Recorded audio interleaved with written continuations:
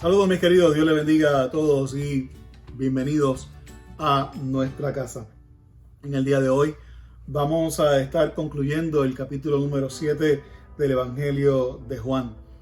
Hemos ido en una travesía capítulo a capítulo, tomándolo con calma, aprendiendo sobre todo el mensaje divino de que Jesucristo es el Hijo de Dios, es el enviado. Y como dice el capítulo número 1, verso 1, el verbo se hizo carne y dice que el verbo era Dios. En el capítulo número 1, verso 14 dice, y el verbo habitó entre nosotros. Es interesante porque hemos ido en esta travesía aprendiendo acerca de elementos que nos dan a entender a nosotros la divinidad, la obra redentora de Cristo Jesús. En la vez anterior discutimos acerca de este capítulo número 7, discutimos los primeros 24 versos acerca de que este era el momento de la fiesta del Sukkot o de los tabernáculos o de las enramadas, tiene varios nombres, y esta era una de las 3 fiestas más importantes del pueblo de Israel.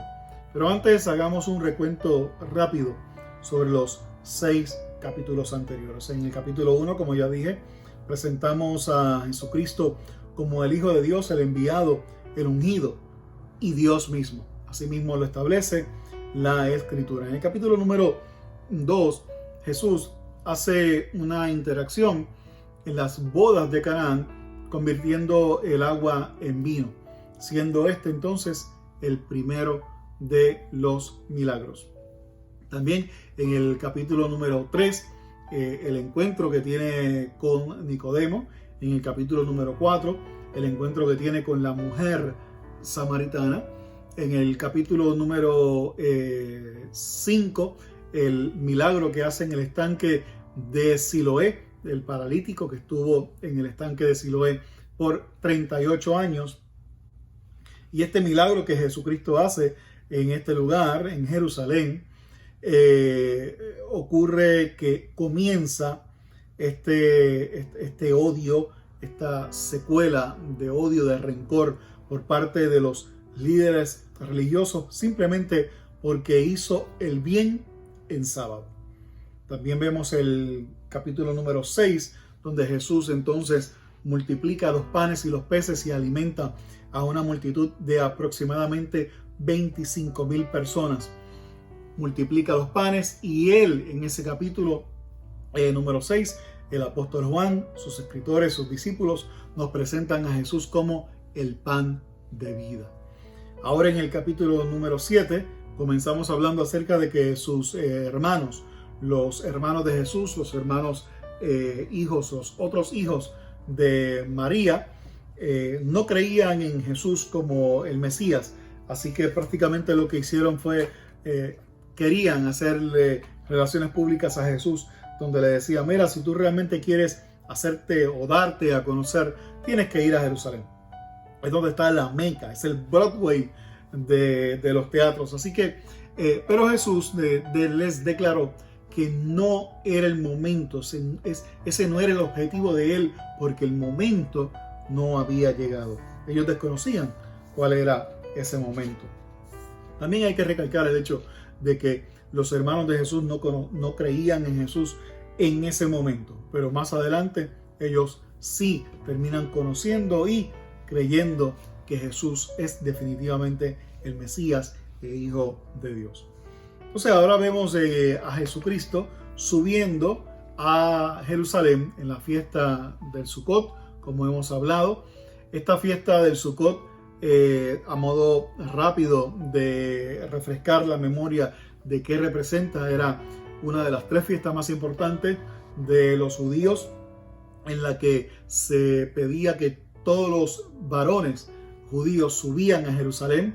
Las otras 2 fiestas eran la Pascua y Pentecostés, y esta fiesta del Sukkot era la fiesta, la única de las fiestas de los judíos donde se permitía invitar a los gentiles, a las personas no judías. Asimismo lo establece, donde se invitaba entonces a los pueblos a celebrar con Israel esta fiesta de los tabernáculos, porque esta fiesta representaba el cuidado de Dios a través del desierto, en los 40 años del desierto, en el camino hacia la tierra prometida. Por eso es que estas enramadas o estas tiendas de campaña donde ellos pasaban esta fiesta 8 días, tenían que dejar un espacio abierto en el techo para que en las noches pudieran ver las estrellas, el cielo, y entonces poder tener una conversación en familiar acerca del cuidado, de la protección, de la provisión, de la seguridad y guianza de Dios al pueblo de Israel. Así que vamos ahora a leer los versos 25 al 27 y dice de la siguiente manera: algunos de los que vivían en Jerusalén comentaban: ¿no es este el que quieren matar? Ahí está, hablando abiertamente, y nadie le dice nada. ¿Será que las autoridades se han convencido que es el Cristo? Nosotros sabemos de dónde viene este hombre, pero cuando venga el Cristo, nadie sabrá su procedencia. Esto no es cierto, porque la Biblia, o más bien los escritos profetas, de los profetas que ellos conocían, decían exactamente de dónde venía el Mesías que ellos esperaban. Es interesante porque cuando Jesús, a media fiesta, o sea, a la mitad de los días de la fiesta, sube a Jerusalén, él sube y lo primero que hace es ir, eso lo vimos en los versos anteriores, es ir al templo, y dice que él sube al templo y comenzó a hablar, comenzó a enseñar. En el verso número 25 dice que hablaba abiertamente. La traducción al inglés en la Nueva Versión Internacional habla acerca de boldly, o sea, de una manera con autoridad, convincente, de una manera valiente, hablando acerca de la autoridad que él había recibido de la redención del pueblo de Israel. La gente sabía también que los líderes religiosos querían matar a Jesús. Lo establece este pasaje que leímos ahora. Sin embargo, también conocían Malaquías 3:1, donde dice que vendrá el Señor al templo, a su templo, a quienes ustedes buscan. Sin embargo, a pesar de que ellos conocían este pasaje mesiánico, sin embargo, ellos no estaban muy seguros, que digamos. Entonces, Jesús, leemos los versos 28 al 29, dice: por eso Jesús, que seguía enseñando en el templo, exclamó: con que ustedes me conocen y saben de dónde vengo. No he venido por mi propia cuenta, sino que me envió uno que es digno de confianza. Ustedes no lo conocen. Qué triste declaración esa. Pero yo sí lo conozco, porque vengo de parte suya y él mismo me ha enviado. Me parece que Jesús tiene un tono algo sarcástico. Espero no ofender a nadie con esta declaración. Es la manera en que se ve: con que ustedes dicen que me conocen y saben de dónde vengo, cuando realmente no lo sabían. Desconocían quién lo había enviado. Y él dice en el verso 28 al final: ustedes no lo conocen. Esto me hace hacer un alto y preguntar a cada uno de nosotros, abrir la discusión muy personal. ¿Conocemos nosotros a Dios? ¿Conocemos nosotros realmente a nuestro Señor? La Biblia habla, cuando habla de conocer, el apóstol Pablo utiliza dos palabras para lo que es conocer. Una de ellas es ginosco, que es conocer por medio del conocimiento normal, como tú escuchas algo, lees algo y aprendes eso que escuchaste o leíste.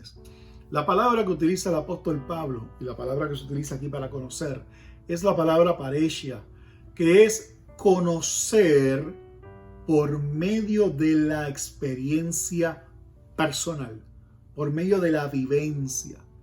O sea, nadie me puede hablar a mí.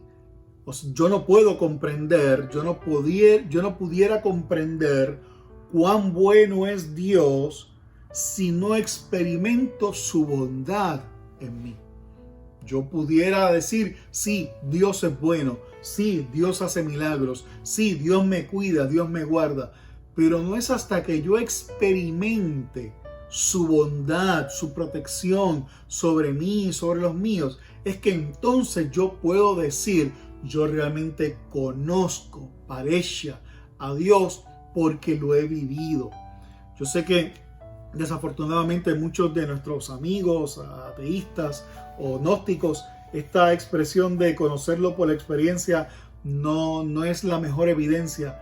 Sin embargo, es definitivamente la mejor manera de tú poder conocer a Dios, es a través de tu experiencia, abrir tu corazón y permitir que Él entre en él y pueda ordenar toda tu vida. La Biblia establece que aquel que se acerca a Él crea que Dios es real y que es galardonador para los que le reciben, para los que creen. Palabras como las de Job, cuando Job decía, antes de oídas te conocía, algo así como Inosco, de oídas, lo que yo había escuchado, lo que había recibido, pues sí, yo más o menos te conozco. Pero entonces Job dice, pero ahora mis ojos te pueden ver. La experiencia, no hay nada mejor que tener una experiencia diaria con nuestro Señor. No permitas que tu experiencia se base solamente en la congregación o se base en la prédica que tú escuchas, sino saca tu momento para conocer a Dios. Tu rato de oración, tu rato de intimidad, como dice la palabra en el Salmo 1, meditar en la palabra del Señor. Cuando tú y yo meditamos en la palabra a diario, seremos como árbol plantado junto a corrientes de aguas, que da su fruto a su tiempo y su hoja no cae.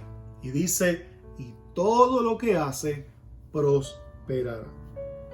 Leamos ahora los versos números 30 al 31.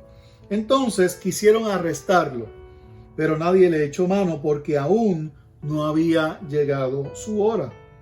Con todo, muchos entre la multitud creyeron en él y decían, cuando venga el Cristo, ¿acaso va a hacer más señales que este hombre?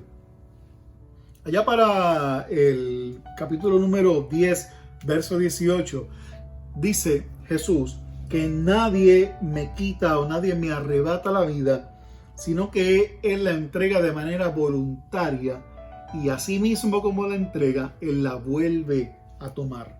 También allá en el capítulo número 12, no hablaremos mucho de esto porque queremos esperar a llegar a esos capítulos, pero en el capítulo número 12, verso 23, Él ahí sí dice, ok, ahora sí, ha llegado la hora. Es interesante porque Jesús nos da a entender a nosotros que Dios el Padre tiene un plan para con nosotros, tiene un propósito para con nosotros. Y es menester de nosotros conocer ese plan, saber, poner los oídos en el cielo y cuando el Señor nos diga cuál es el camino a seguir, saber, conocer, parecia, porque ya conozco la voz de Dios, conocer cuál es el camino que Dios quiere que yo ande.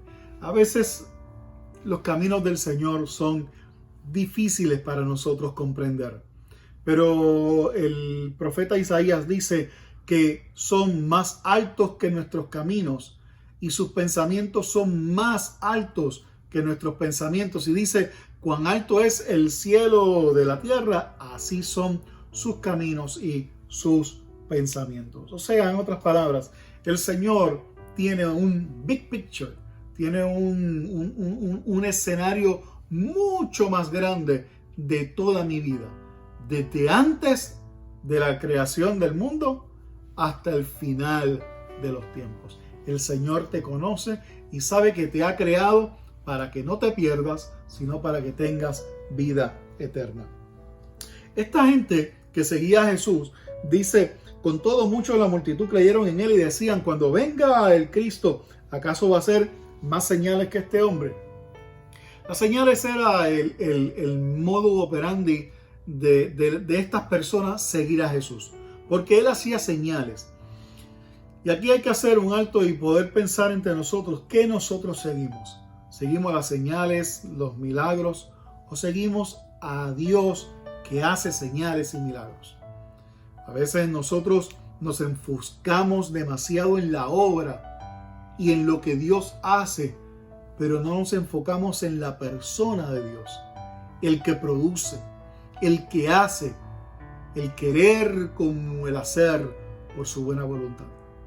Y cuando nosotros nos enfocamos o nos enfocamos en su obra, en los milagros, en las señales, a veces es como mirar para el cielo y tratar de seguir el relámpago que va de un lado hacia el otro.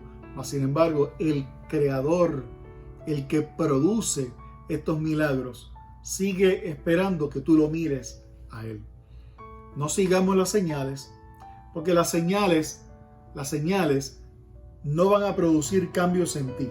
¿Qué es lo que hace la señal? La señal lo que hace es que capta nuestra atención. ¿Para qué? Para mirar al Dios de las señales. Todo surge de Dios. Señales o no señales. Porque el problema cuando nosotros seguimos solamente las señales y milagros, cuando en su soberanía Él permite que no hayan milagros, que no hayan señales, entonces, ¿qué vas a hacer? ¿Dónde está fundamentada tu fe? ¿En las señales y milagros o en el Dios que los produce? Piénsalo. Los fariseos oyeron a la multitud, verso 32, que murmuraban estas cosas acerca de él. Y dice, y junto a los jefes de los sacerdotes mandaron unos guardias del templo para arrestarlo. Estos muchachos de verdad que eran intensos, eran insistentes, ¿no? Sin embargo, algo que nos llama la atención es que Jesús nunca se enfocó en estos líderes religiosos. Su enfoque, su objetivo principal no eran los líderes religiosos, eran las personas. Note que mientras ellos estaban tratando de elaborar un plan para arrestarlo, él siguió como si nada. El verso 33 dice, yo voy a estar con ustedes un poco más de tiempo, afirmó Jesús, y luego volveré al que me envió. Me buscarán, pero no me encontrarán, porque donde yo esté, no podrán ustedes llegar. Definitivamente Jesús estaba hablando de la ascensión. Cuando Él resucitara, Él iba a resucitar después de morir, iba a resucitar e iba a ascender. Y como dice ahí el verso, Él volvería a quien lo envió. Definitivamente Él estaba hablando de ese momento de la ascensión. Verso número 35 dice, y a ¿a dónde piensa irse? Está hablando de las personas. La multitud que estaba allí murmuraban y decían, ¿a dónde piensa irse que no podemos encontrarlo? Comentaban entre sí los judíos. ¿Será que piensa ir a nuestra gente dispersa entre las naciones para enseñar a los griegos? ¿Qué quiso decir con eso de que me buscarán, pero no me encontrarán? A donde yo esté, no podrán llegar.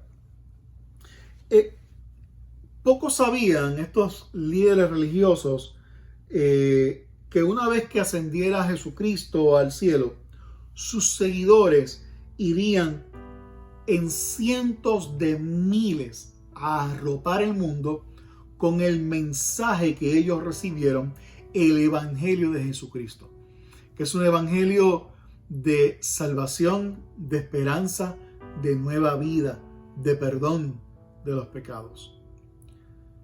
Sé que a través de los años, a través de las épocas, muchas personas en el nombre de Dios han hecho barbaridades. Sin embargo, a pesar de la imperfección y de lo sinvergüenza que han sido muchas personas, muchos hombres y mujeres, no quita la efectividad del Evangelio de Jesucristo, no quita la efectividad del mensaje de salvación y de esperanza. Por eso es que muchos, una vez recibieron a Jesucristo en su corazón, decidieron entregar su vida, morir en la causa del Evangelio y no rechazar el nombre de Cristo Jesús.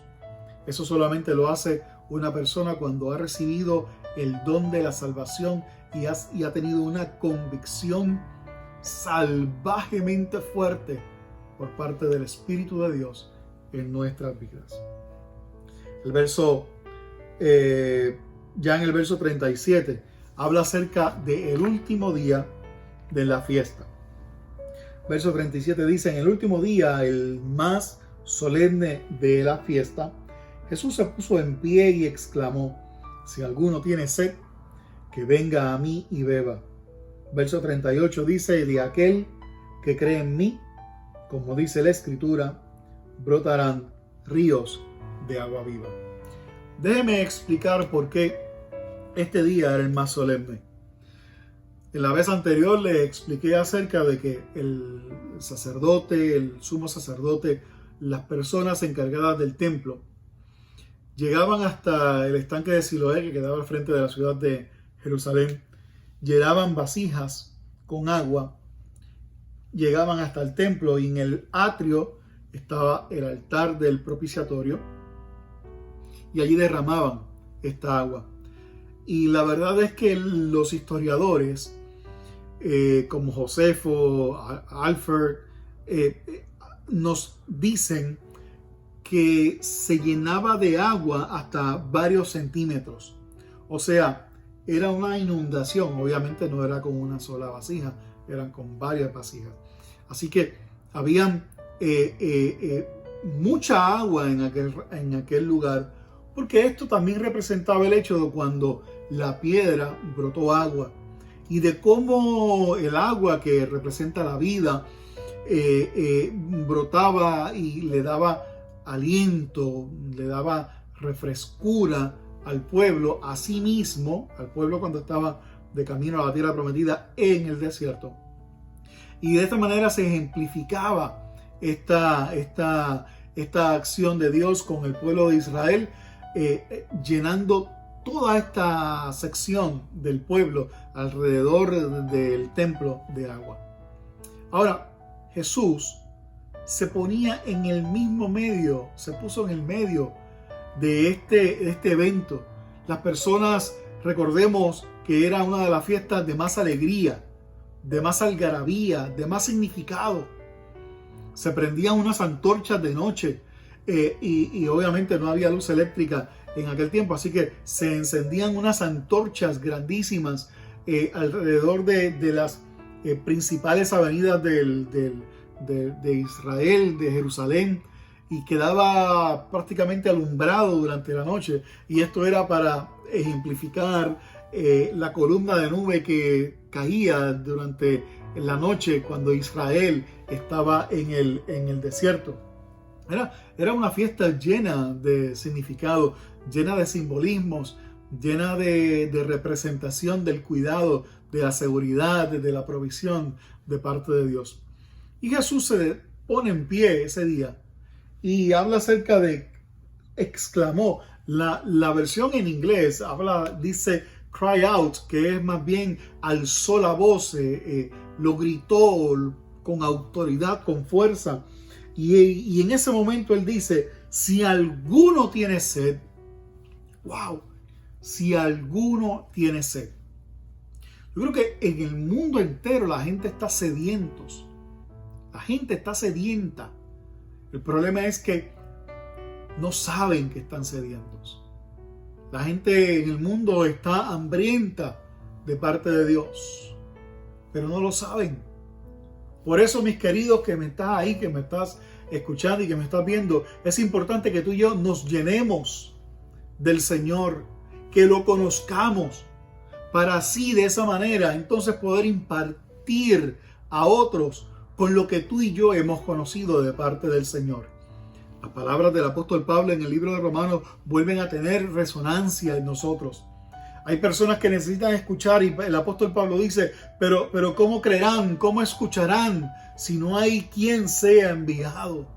Entonces tú y yo debemos ser los enviados de parte del Señor para alcanzar a las multitudes, para alcanzar las personas, para alcanzar al que está perdido sin esperanza, para lograr alcanzar las personas con lo que está dentro de ti.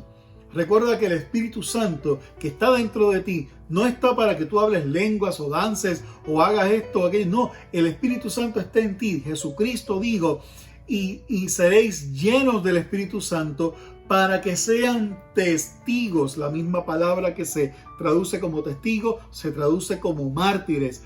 Ustedes serán mis testigos. A través del poder del Espíritu Santo, ustedes podrán ser testigos. Sin el poder del Espíritu Santo, no podemos ser testigos. Así que necesitamos al Espíritu Santo y lo vamos a ver más adelante porque el mismo Jesucristo aquí se encarga de decirnos cuándo va a venir. Hey, voy a dejar al Espíritu Santo.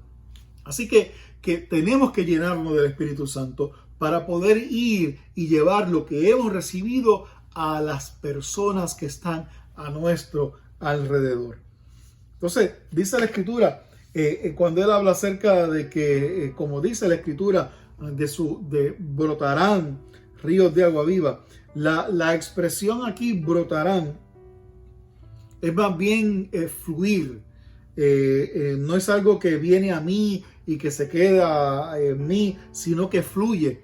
Por lo tanto, lo que bendice mi vida también crea una fuente de bendición para otros. Por lo tanto, mis queridos, tú y yo somos canales de bendición.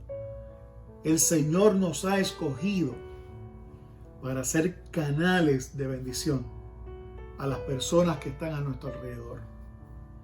Tenemos que llenarnos nosotros, beber de esta agua, comer de su carne, ser llenos, investidos de su poder, de su Espíritu Santo, para poder entonces ser canal de bendición a otras personas.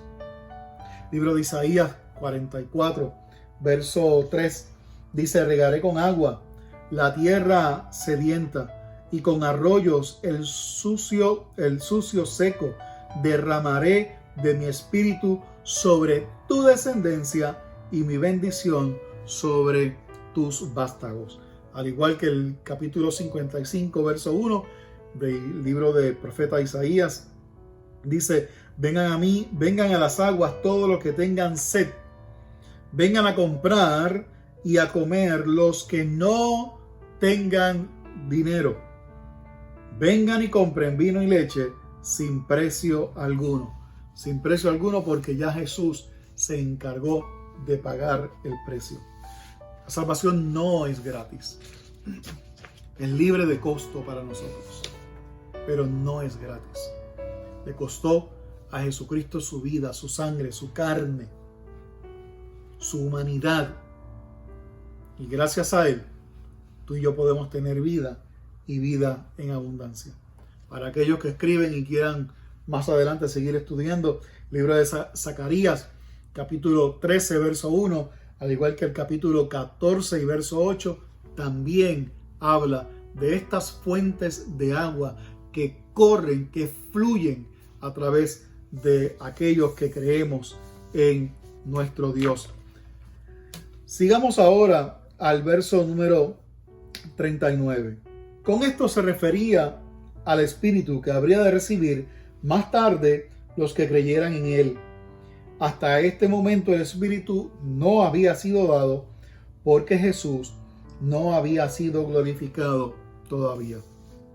Es interesante porque en el Talmud, en la ley de los judíos, donde están descritas todas las festividades, todas las ceremonias, todas estas ceremonias, todas estas fiestas, se conectan unas con otras a través del Espíritu de Dios. En la protección, en la provisión, en la guianza, en la seguridad, en la salvación, en la guía que Dios ofrece.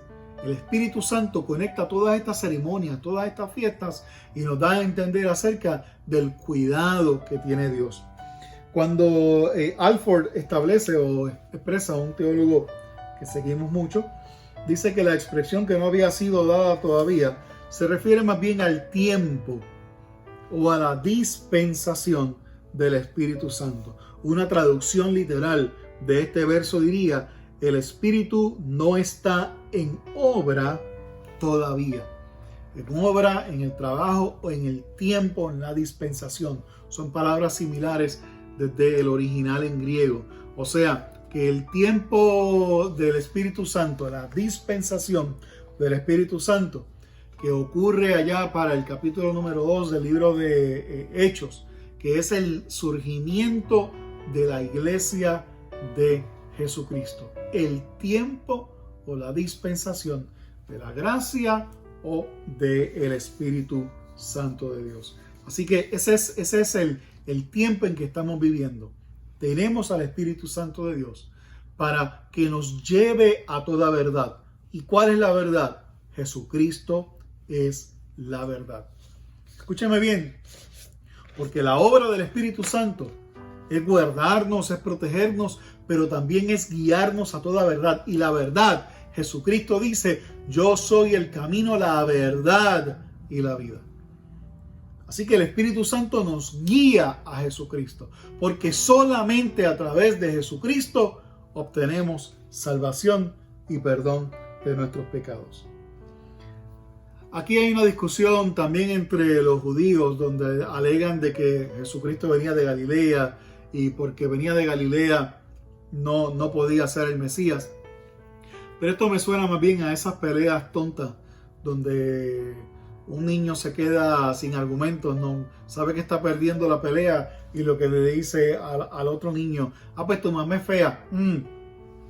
Esto es básicamente lo que hicieron los líderes religiosos con Jesús, porque desconocían que Jesús sí venía, estaba subiendo de Galilea, pero Jesús no nació en Galilea, Jesús nació en Belén.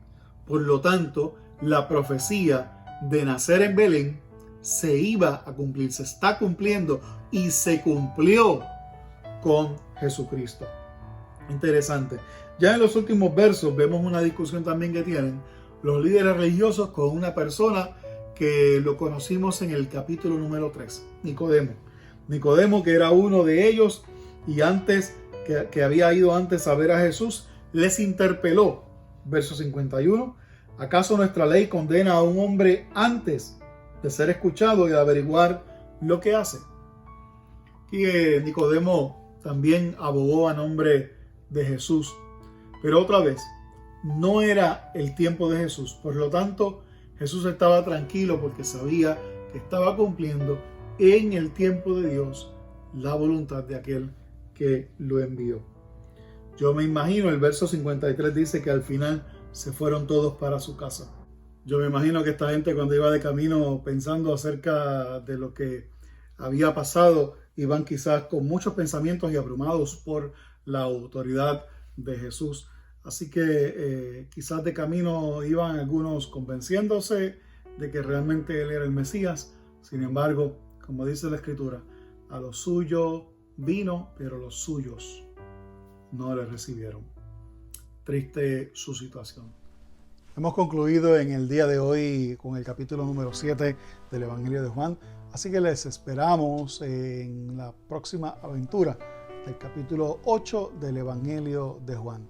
Por lo pronto, Señor, te pido gran bendición sobre cada uno de mis hermanos y hermanas, aquellos que me ven, aquellos que me escuchan. Señor, que el Espíritu Santo pueda fluir sobre sus vidas. Y en este fluir, Señor, pueda quitar todo aquello que impide el propósito y la voluntad tuya sobre mis hermanos y hermanas, amigos y amigas, cada uno de ellos y los suyos. Te lo pido declarando tu palabra en el nombre de Cristo Jesús. Amén y amén. Dios les bendiga, Dios les guarde, mis queridos. Un abrazo y recuerde que con Dios todo y sin Dios absolutamente nada. Bendiciones.